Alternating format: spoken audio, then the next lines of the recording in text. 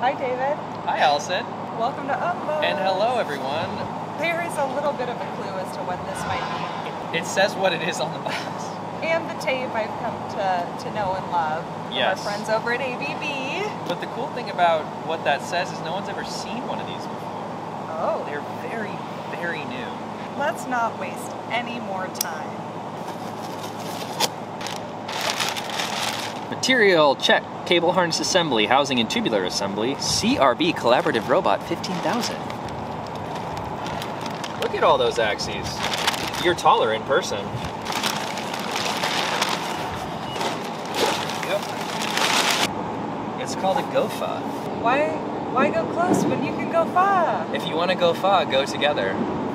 It has buttons on the back, it has light up. This isn't a robot that you can interact with and move around. Kind of like some other cool companies that make those, but ABB makes them now too, so why don't you check it out. One thing that's cool about this robot is that it has force torque sensors in its arms, so its payload and its dynamics are quite nice. It's a little bit of a technology out there for you cobot nerds. I know you're watching. See you next time on Unbox. Bye. Bye.